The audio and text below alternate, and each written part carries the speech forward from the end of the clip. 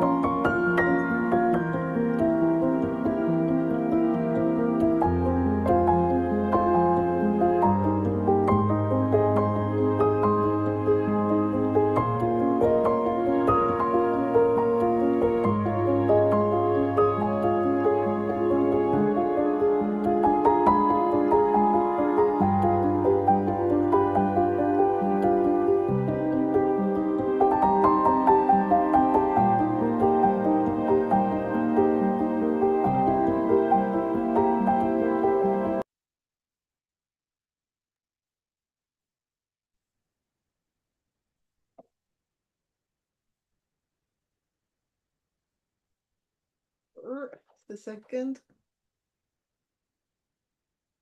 Need to see all of you. Okay. Good evening, everyone. Good evening. So the non-dual honor in us greets the non-dual honor in you. So this is an interesting one. Honor, and it's a little bit just choosing words. It could also be respect or something like affirmation. But there is an honor, let's call it honor, which is part of consciousness itself, meaning wherever we are conscious, where something feels seen, where it feels heard, it's given in a way, a witnessing to its existence, an affirmation that it is.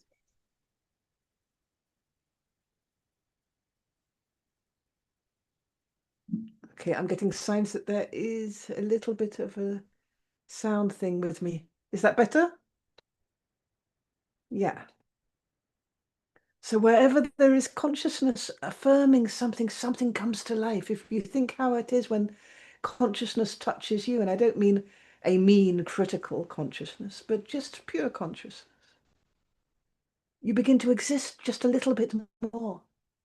Something rises and opens and is. Something's affirmed. Something's seen or allowed exactly as you are. And then if you go like this, it's partly because something feels like it shouldn't be allowed, and that's an internal system. So there is this quality of honor which is part of consciousness. And just as consciousness is part of everything, meaning it's inherent to every experience of anything at all, beyond even things, also every non-thing. Therefore, there is this honor, this kind of refined, open, unconditional honor. I could say integrity, but that's another quality. But it's in that area, the isness, which means that there's honor within us, there's honor outside of us, there's honor in the stars, there's honor in the sun setting, there's honor in the sun rising, there's honor in the moon, there's honor in the universe, there's honor in our bones, in our muscles, in our nerve system. There's honor in the whole production, the whole miracle. There's honor in the places which we don't understand at all, in the magic, in the wonder, in the mystery. In fact, honor is a quality which allows us to take it in. It's almost like when we move into the quality of honor, something opens up to receive what is being experienced. So when we honor ourselves, we allow the quality of honor to be there with ourselves, whatever that is. Something of the forms in which we are not quite free will come forward and be honored. The substance of that, the substance of the separate self. Maybe the substance of our loneliness. Often when we talk about ourselves, let's honor ourselves. The self is made up of like perimeters of suffering, places where we've been rejected, places where we felt we need to put up a defense, put an energetic wall that forms a separate self. Places where we decided or felt or it happened that we are no longer able to really feel because it's too painful. And then we bring in the quality of honor, and even these places can come forward. We are honoring the experience which is there. The experience we have of being alive, which includes suffering, but not only.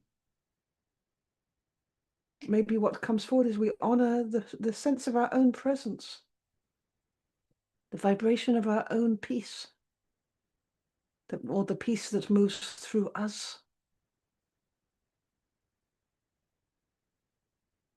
Our sense of not knowing, our sense of care. Also, this honor will bring it to life. It will bring all of true nature to life as well. So it's for sure a quality. But never did it become more apparent that this is a quality than in its duality, in its contractions. Because otherwise we wouldn't bother too much. But the duality of honor, where honor is shocked, where it moves into crisis, is quite a violent one. And that's in this movement between pride and humiliation. Now, this goes down a funnel of a lot of teachings where they talk about ego.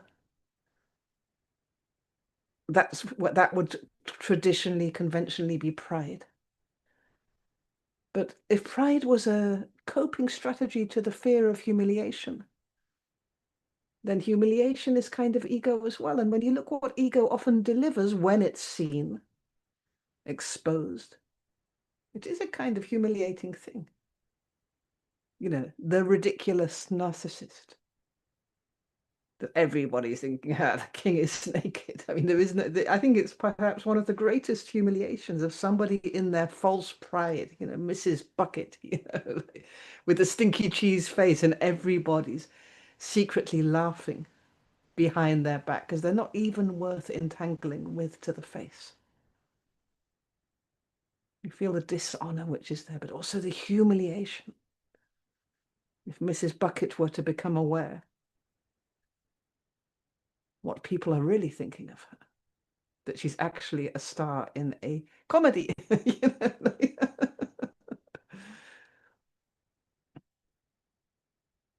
So when we look deeply into this contraction, perhaps the more core aspect of the duality of pride and humiliation is humiliation. And it's interesting how humiliation came to be as a suffering which is so unbearable, which so much there's a feeling it must not exist.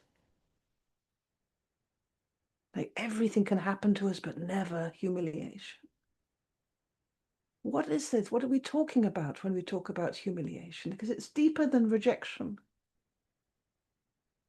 It's a form of rejection, but it's bashing us down at the bases. It's like really connected with going down. It's got deathly undertones. It's got that resonance of failure, of being called out. It's almost got soul murder in it, humiliation, to be brought to our knees, to lose everything.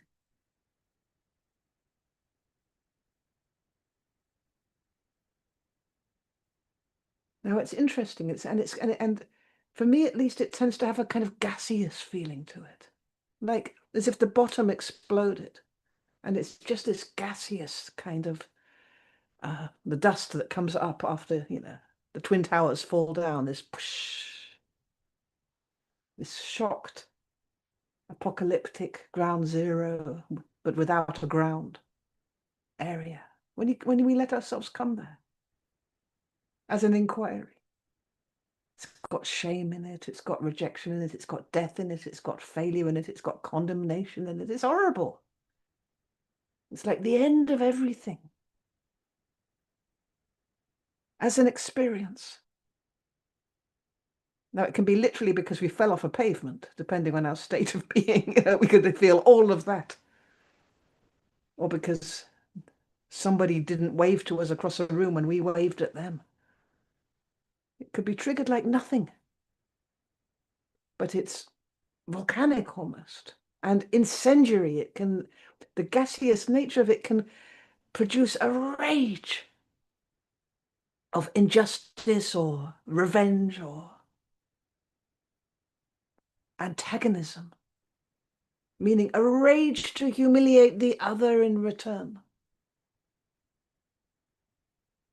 Because this energy is very hard to keep, to stay with the energy, to say, okay, the energy's here, the buck stops here. It's like it wants to circulate. It's like a hot potato, like shame. It has to move around. So let's humiliate the other one that humiliated us. It's really the ingredients of dehumanization, if you look at it. The circulation of this. As if humiliating another human being is going to help us with our suffering of humiliation.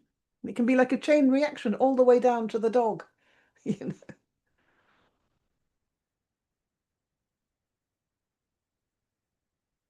quite a difficult one. It's like that place where we must never go. You know, when parents put their kids in first grade at school and they drop them off and they say, success, succeed. What they mean by success is don't end up there.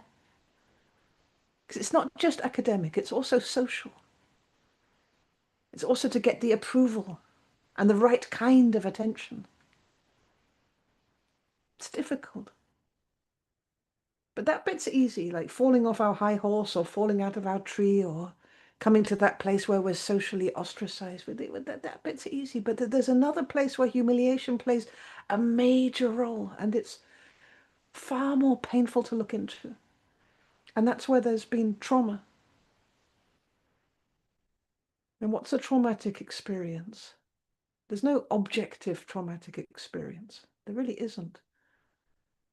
You know, one person's trauma is a soldier's good time. You know, there's no objective trauma, but a traumatic experience is an experience which we have, which we've felt, which we've undergone, which has been shocking, and which feels that this area of experience, these emotions are impossible to integrate into our normal life. Impossible to bring it into the whole. It can't, it's not acceptable. This area of experience, this place of pain, feels like it cannot be allowed. It's excluded. So already there's a kind of humiliation happening of our own direct experience. Something happens, let's say we lose a parent as a child. It's off the map. Like nobody gets this at school in first grade. Nobody gets this. We don't even get it. We don't know how to fit it in. We don't know how to compute it. It's indigestible. So something about this experience has to be made smaller. It has to be diminished. It has to be kind of prostrated. It has to be put down. In order for us to say, yeah, my mother died. I don't have a mother. We have to take the guts out of it. Otherwise, we can't communicate anymore. We're humiliating the content of the experience. Not because we are bad or ignorant, but because we don't have another way in trauma. And then in the second wave,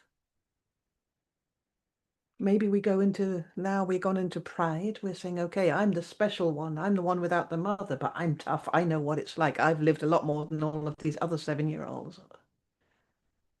We develop a little ego to patch it up. Areas of pride, proud of our father. Everyone says how brave we are, so we're proud that we're really, really, really brave. But then, underneath the surface of that pride, maybe one day we want to open up to our friend and to speak about our mother, our parent that we lost.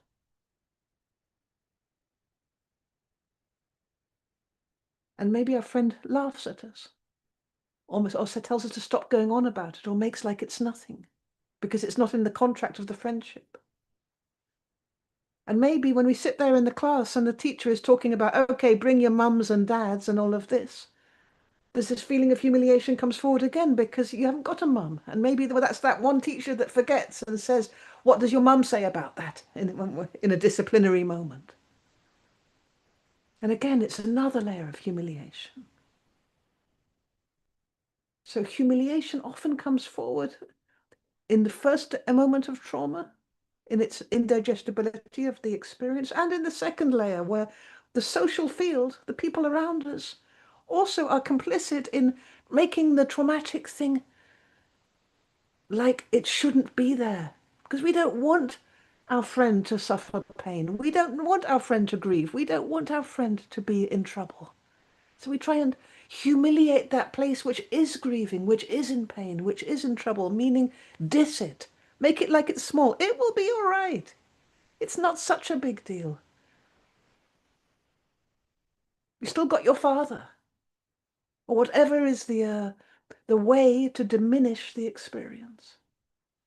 So humiliation gets now associated not just with uh, being less than, being inferior, being diminished. It gets associated with all kinds of traumatic content. First of all, that warlike, doom-like atmosphere of trauma. Secondly, with a sense of failure, with maybe with death, because death is often in the mix, or the threat of death with trauma.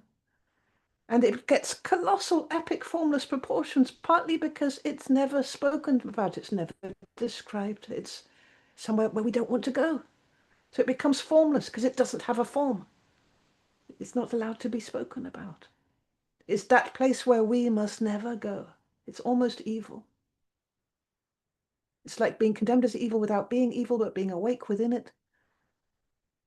It's like being becoming the trauma for everybody else. Becoming the poison, becoming that which the party pooper that makes everything bad. Horrible, horrible, horrible, difficult emotion, especially when we fear it and when we humiliate the humiliation.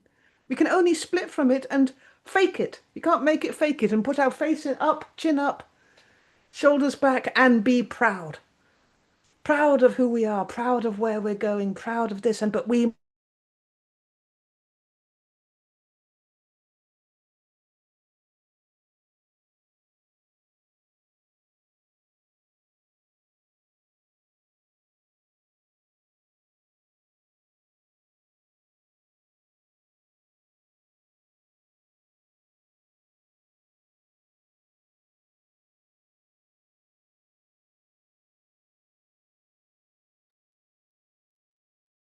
I think that Georgie is frozen.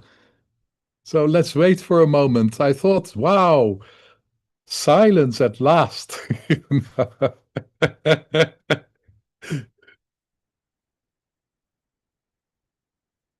Yes. Ah, Georgie is frozen. So we wait a few moments and then she will come back. It's so nice to see you all. Now I see you all. Hi.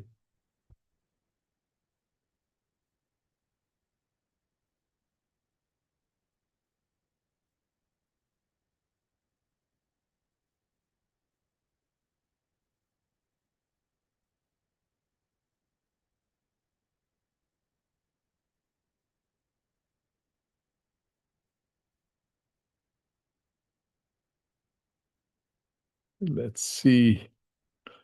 I'm in the Netherlands right now, so I cannot run to her room to see what is happening.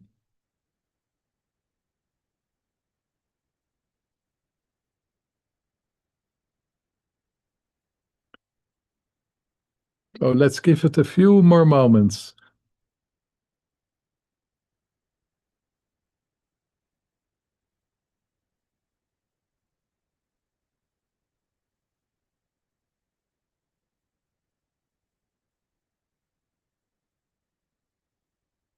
Yeah, it's nice to see me.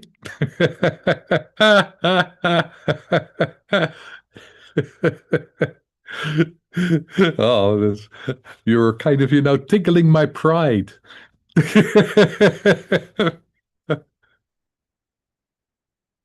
It's nice to feel honored.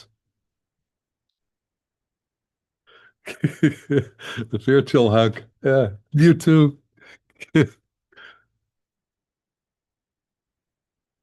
Okay, let me try to call Georgie and see what's going on. Ah, there she is. She is back. did I miss anything? Ah, they honored me. No.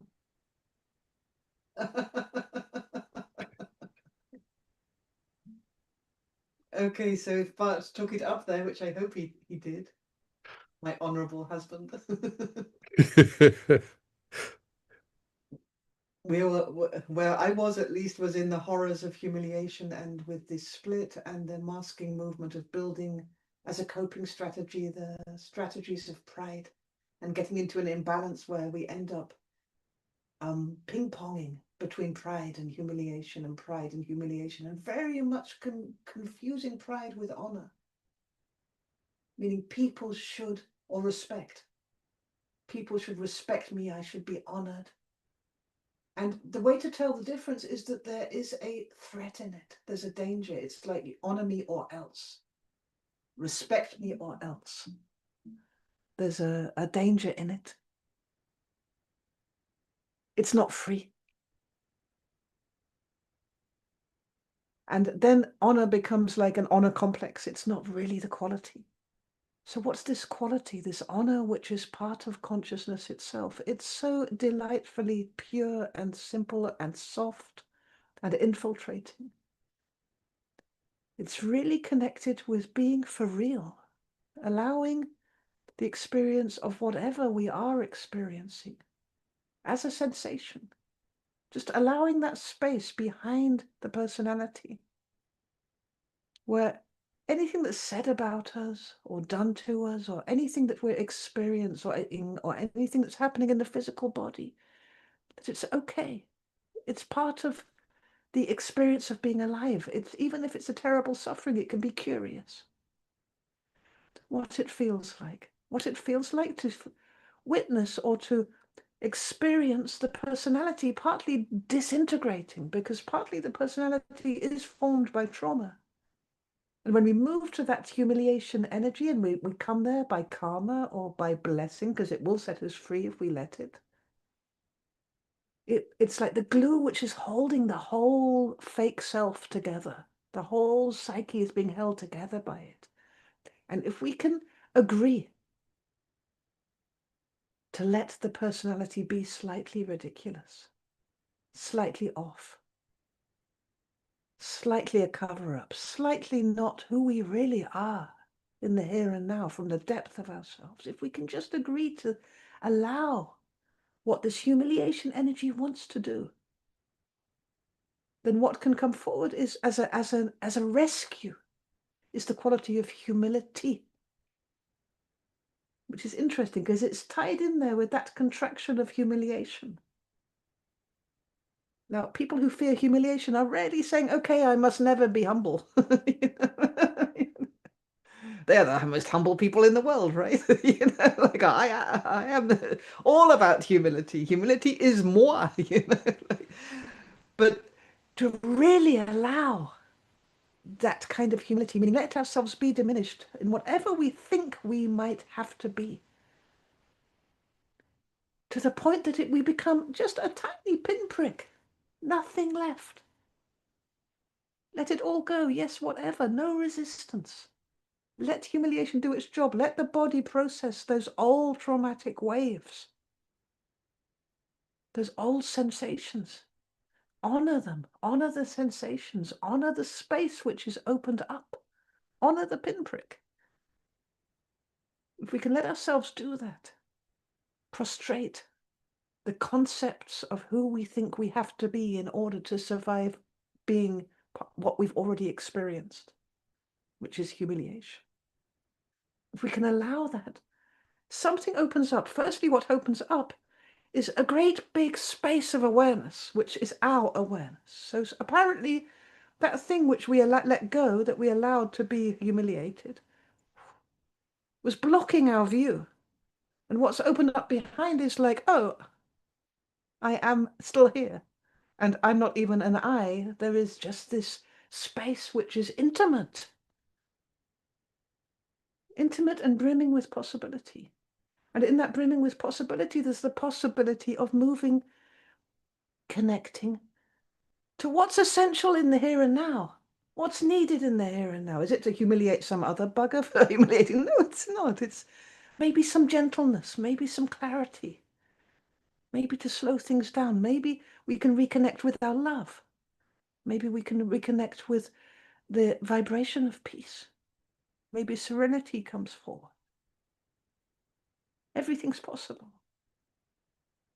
And where did the personality go? You can look around ourselves. When we make this maneuver, you look around yourself and think, is anybody else still carrying that humiliated, shameful, painful projection with them? And it can be quite shocking because often the only one that's carrying this disaster is us. Nobody else cares.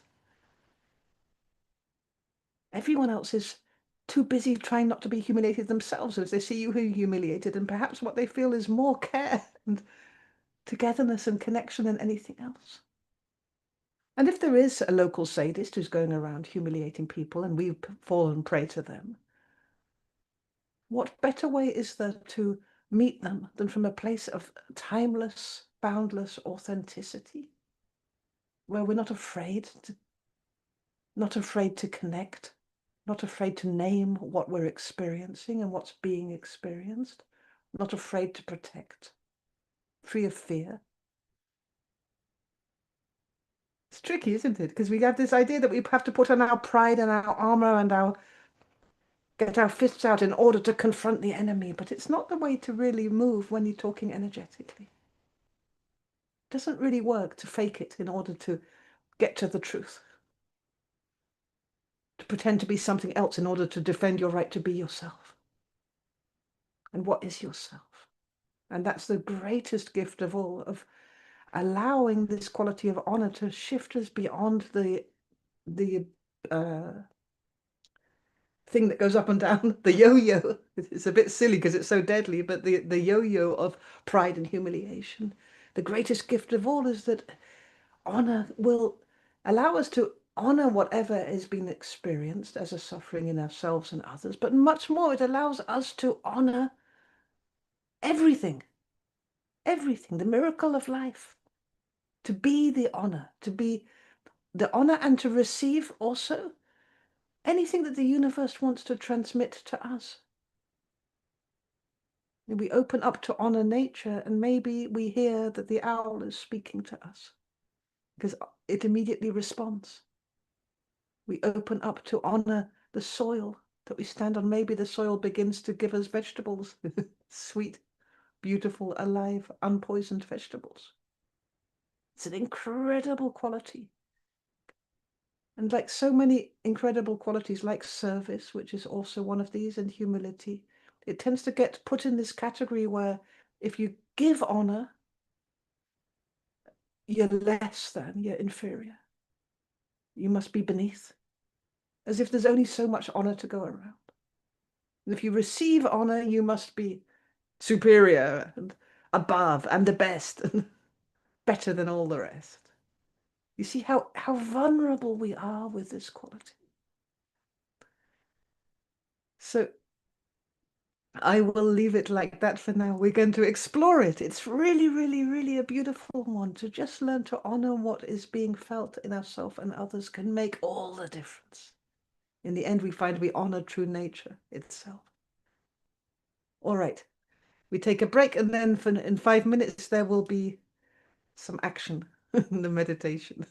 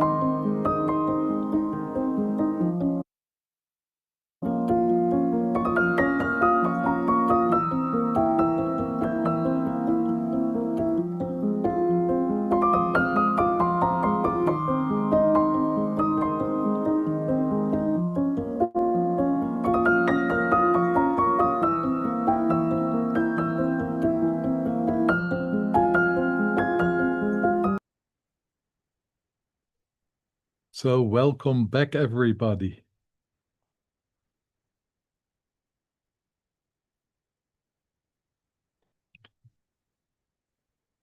If you could find a position which is relaxed,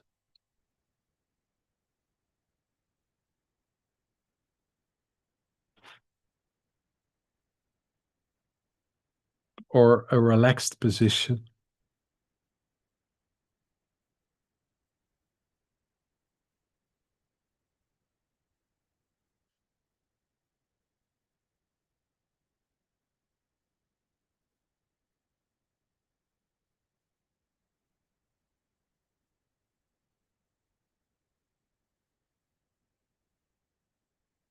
and then I want you to move your attention inside, inside the physical body.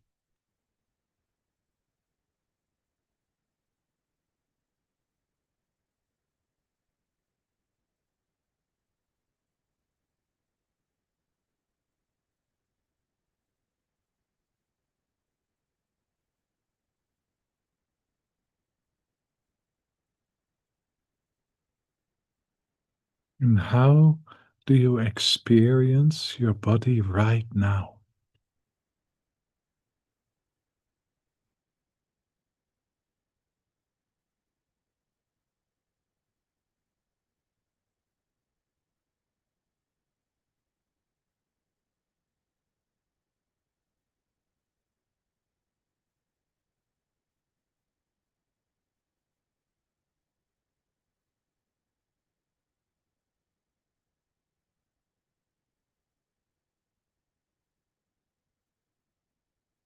And whatever is coming forward as an experience, just try to allow the experience to be just as it is.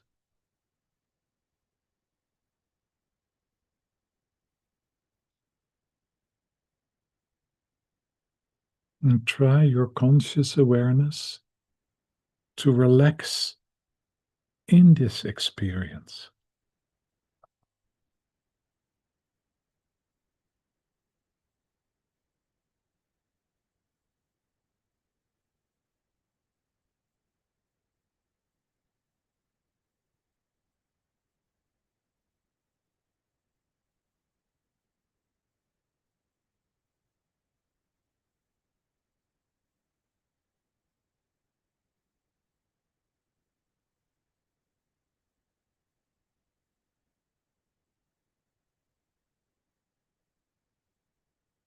And maybe you are aware of the weight of your body on the chair, on the couch, on the mattress.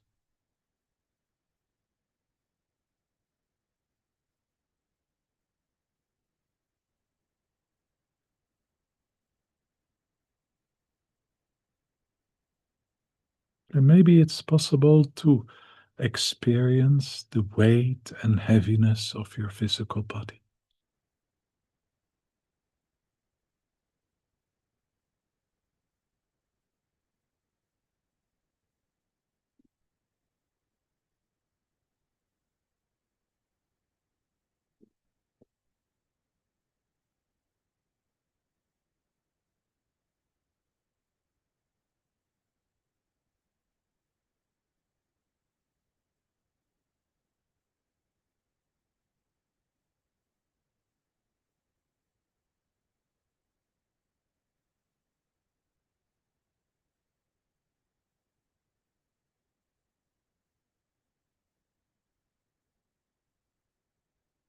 It is possible to connect with a feeling of respect or honor.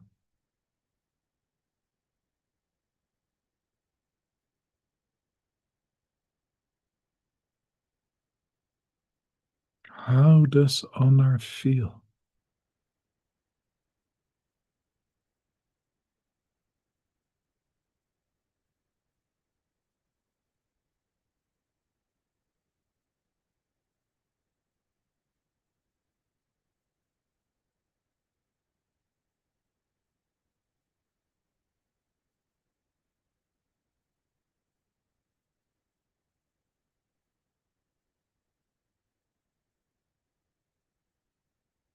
And when you make a feeling connection with honor,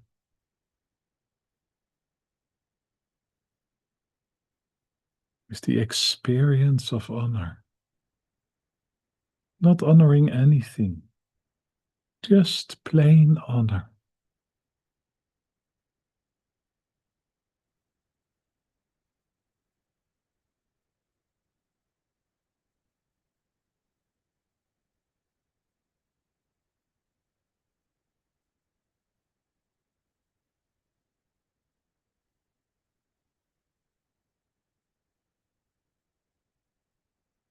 I'd like you to breathe this vibration, this feeling, this atmosphere to all the cells of your body.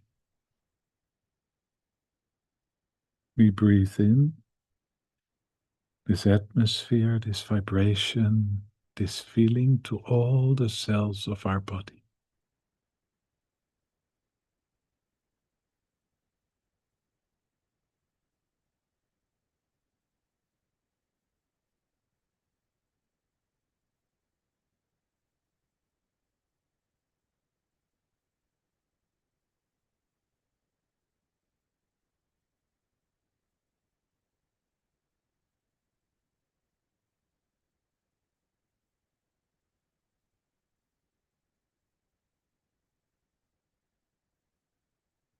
And we breathe out whatever wants to release.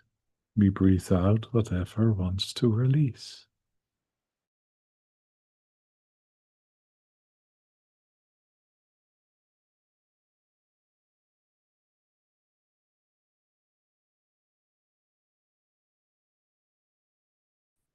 We breathe in the sensation, the experience, the atmosphere of honor to all the cells of the body. And we breathe out whatever wants to release.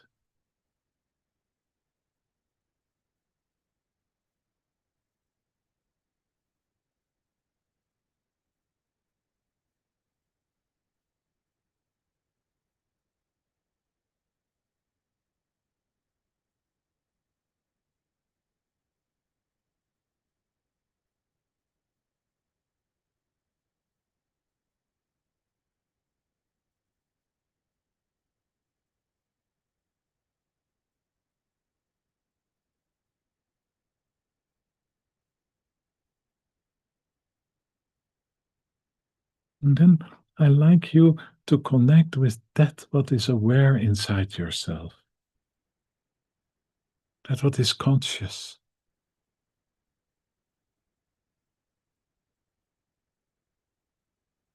So we bring our attention to our conscious awareness.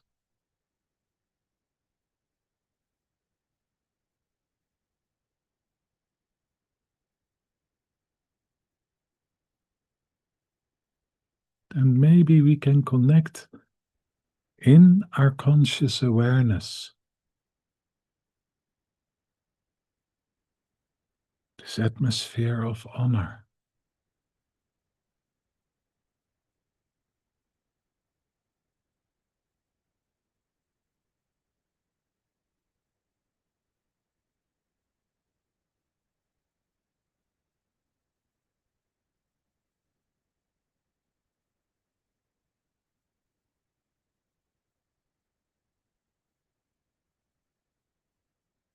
And then I like you to bring your attention to your hands. We bring our conscious awareness to our hands with the atmosphere of honor.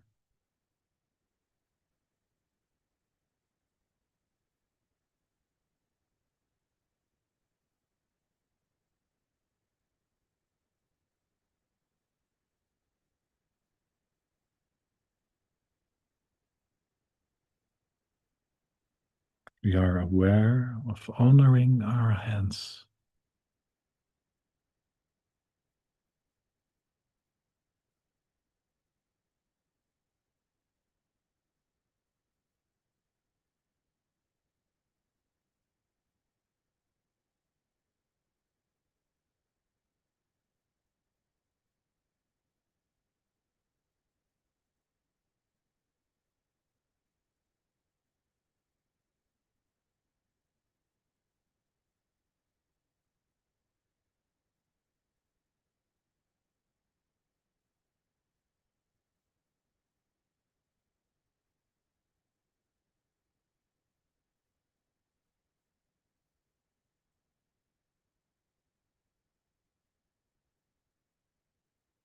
And then we bring our conscious awareness to our feet.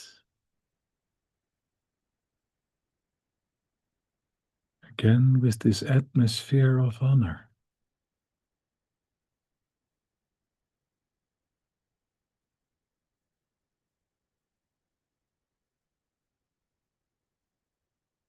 We are honoring our feet.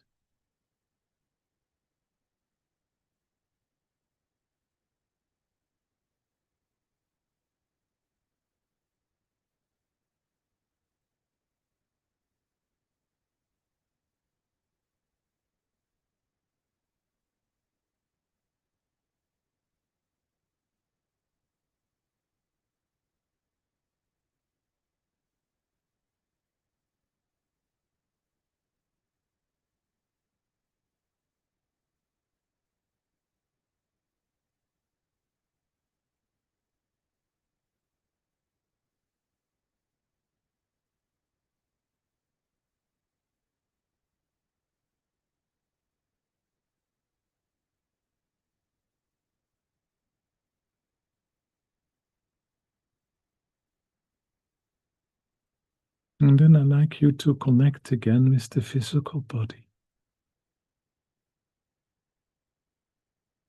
And be conscious aware of any sensation in the body. This can be comfort or discomfort. Any experience coming forward in and maybe around the body.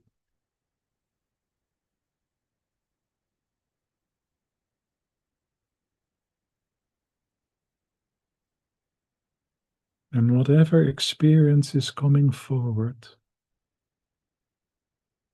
we are honoring the experience. We bring the energy of honor.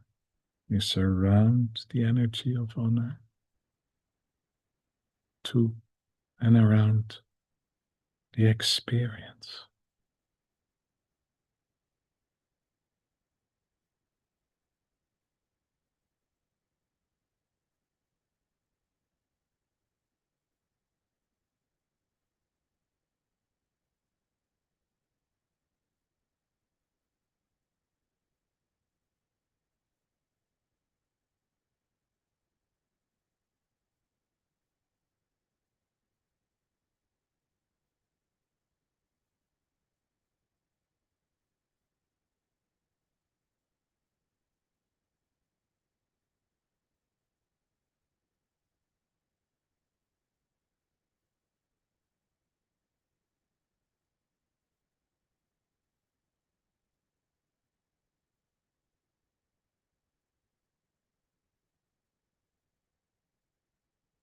And then I like you to connect again with the physical body, the whole physical body,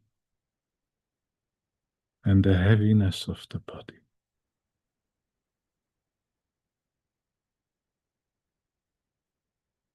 The weight of the body.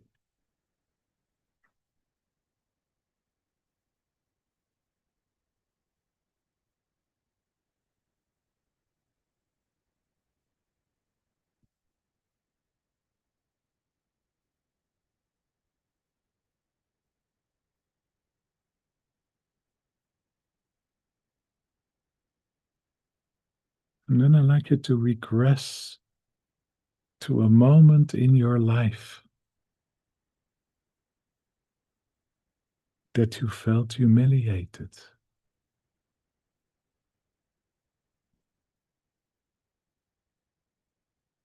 A moment in your life that you felt humiliation.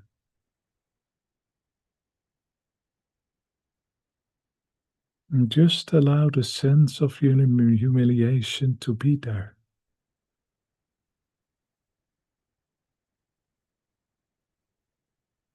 And maybe you can go over this moment or the happening a few times.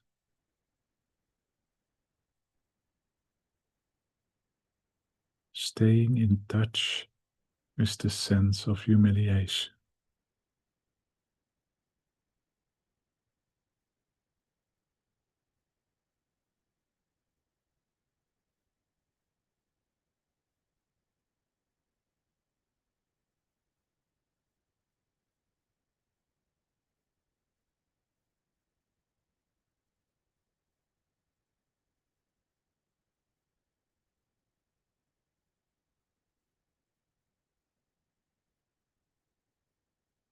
Maybe it's possible being aware, conscious aware of the sense of humiliation.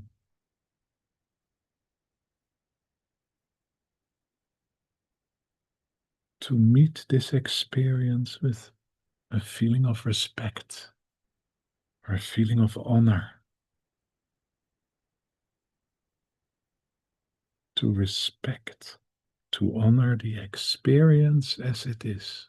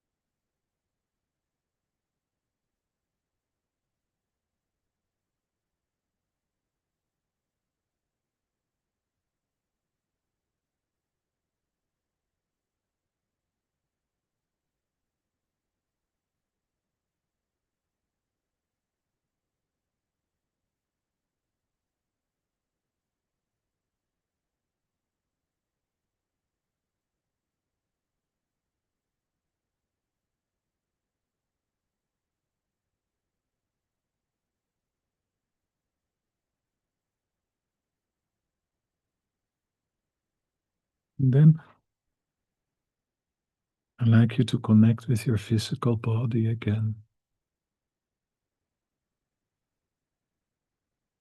And the weight of the physical body.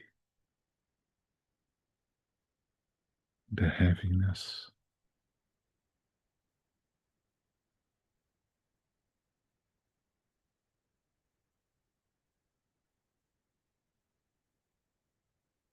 And maybe it's possible to honor the sensation of heaviness of the body.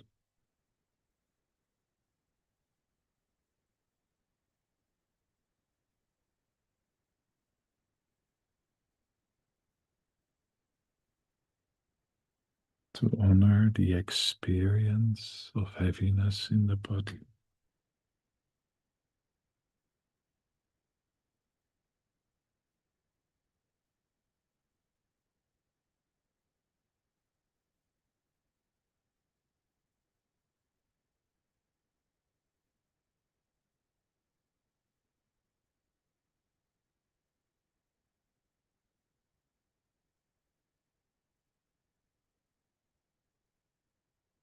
And then I'd like you to regress back to a moment in your life that you really felt angry.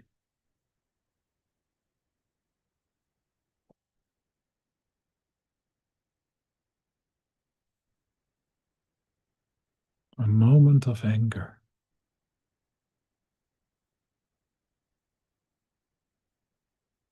And maybe you can kind of regress back a little bit about what happened around the anger. And just allow yourself to relax in the rage, the anger of that moment.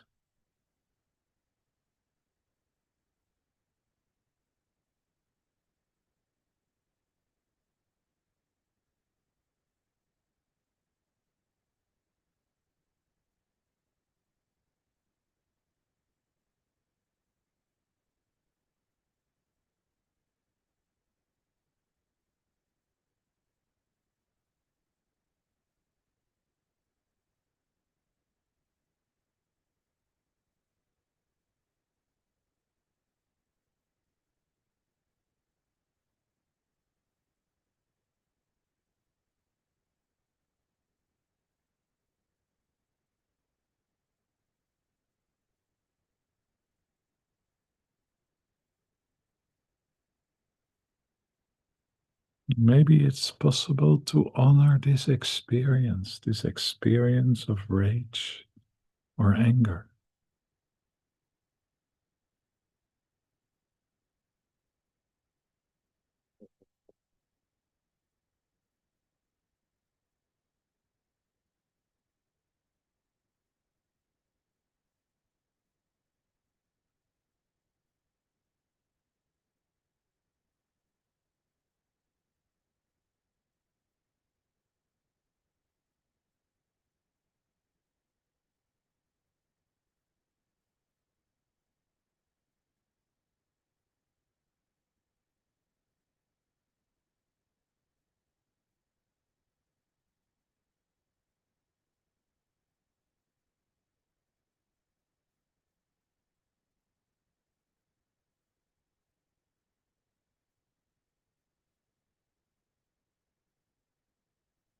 And also honor the process which is taking place in connecting with the honor and the rage or anger.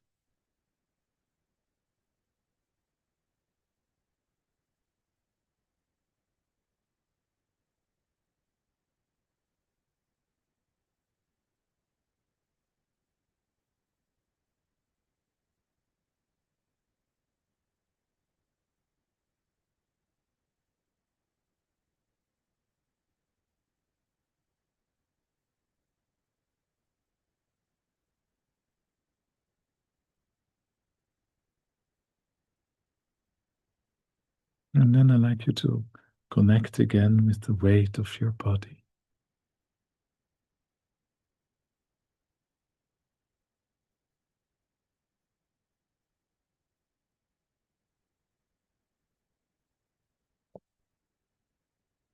The heaviness of the body.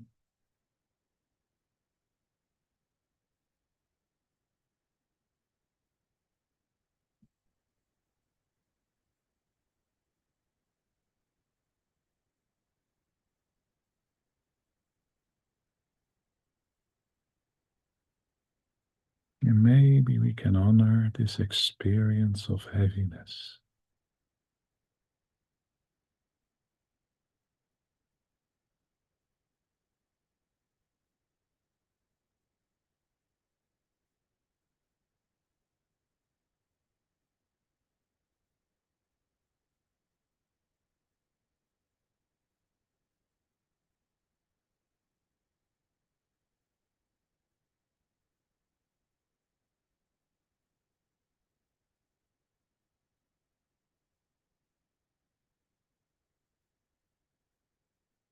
And then I'd like you to move to regress back to a moment that you experienced love.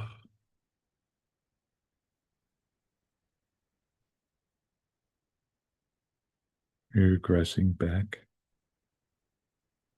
moving towards a moment that we experienced love.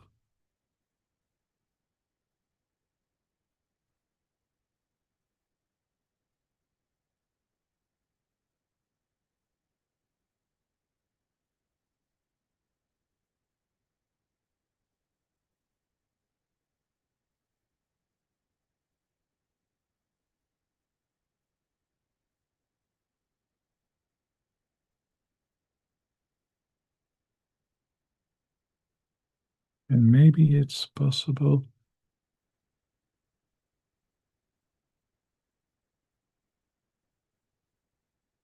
to bring the sense of honor into this experience.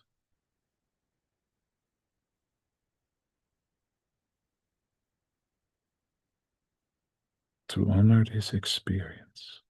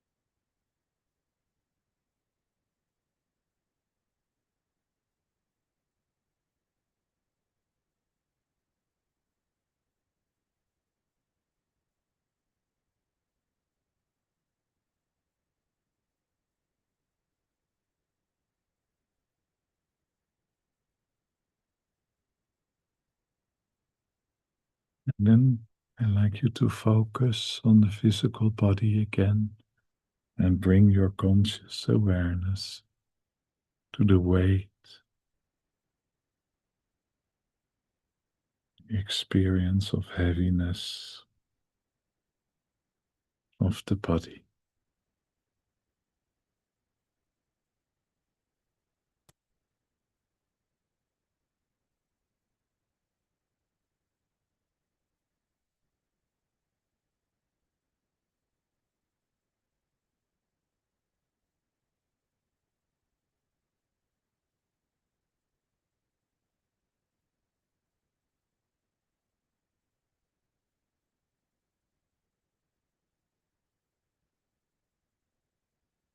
And maybe it's possible to honor this experience.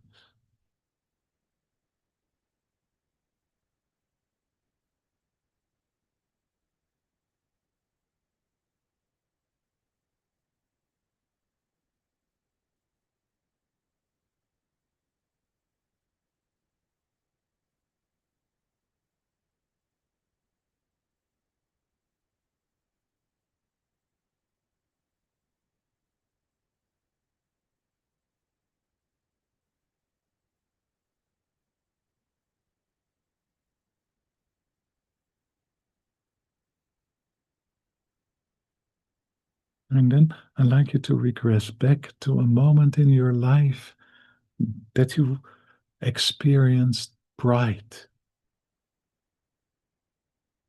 A moment in your life that you experienced pride.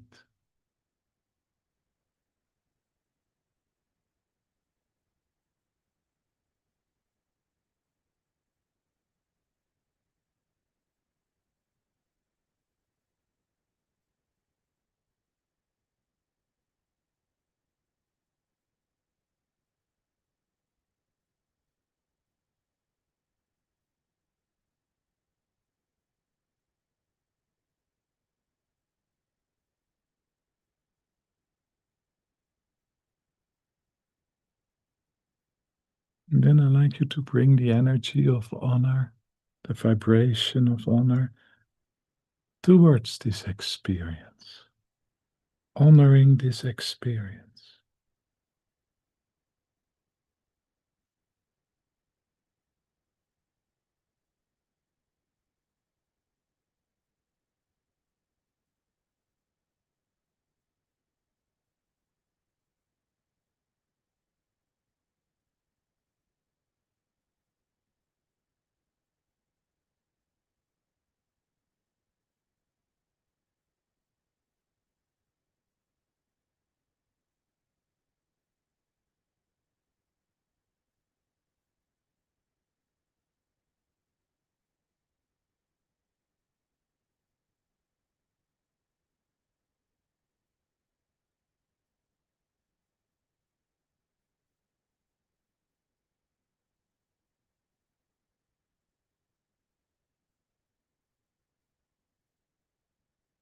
And then again, I like you to connect with the weight of your physical body,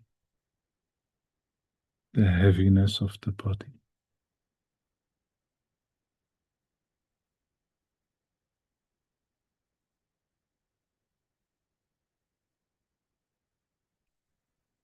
Honoring the weight, the heaviness of the body, and whatever experience is coming forward through and around the body.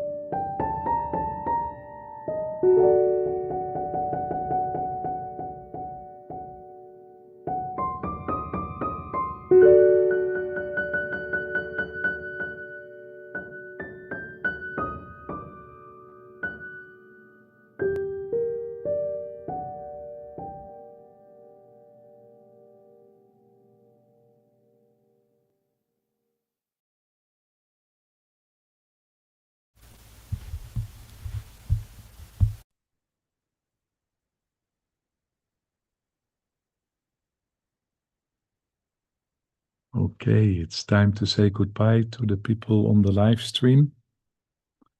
And thank you for sharing this evening with us. It was a pleasure experiencing you. And have a wonderful week, and we hope to see you back next week. Bye. And we take a 5-minute breaks, and after 5 minutes, there will be some space for sharing and questions. And